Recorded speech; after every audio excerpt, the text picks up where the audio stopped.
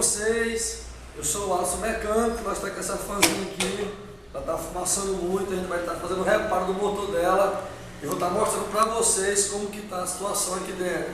Estamos com essa factozinha aqui também, ela travou o falta de lubrificação. Vamos também estar mostrando para vocês aí no próximo vídeo o motorzinho está sendo montado e vamos começar os trabalhos. Aí pessoal, você fez a desmontagem, um dos conceitos que você tem que observar é como o comando está, o dente aqui da engrenagem, se não vai ter nenhum dente machucado, porque se tiver você vai ter que abrir o resto do motor para colocar o comando, para ficar um motor silencioso. Como o comando está perfeito, você vai conferir biela, você vai pegar a biela aqui, ó, vai deixar ela alinhada, né, aqui em cima, você vai segurar ela aqui, ó, com os dois dedos aqui para cima, tensionando um pouco para cima, e você vai vir com a mão e vai bater aqui, ó.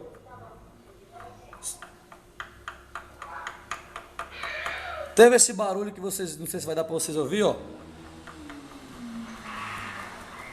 A moto está com folga em biela. Então a moto estando com folga em biela, se você fizer a parte superior, com uma taxa de compressão vai voltar ao padrão, vai forçar mais aí na hora da explosão o colo da biela e a moto vai rajar a biela, vai fazer mais barulho ainda e pode até travar a biela. Então o procedimento, chegou aqui na moto, bateu, sentiu folga em biela, tem que abrir completo para você poder ter uma garantia que seu serviço aqui vai ficar excelente.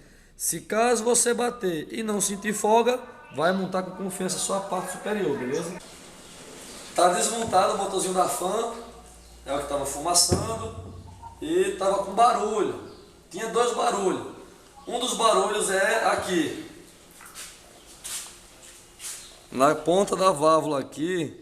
Não sei se vai dar para vocês perceber direitinho aí, que estragou aqui e na de escape. Isso aqui é ocasionado pela falta de regulagem de válvula.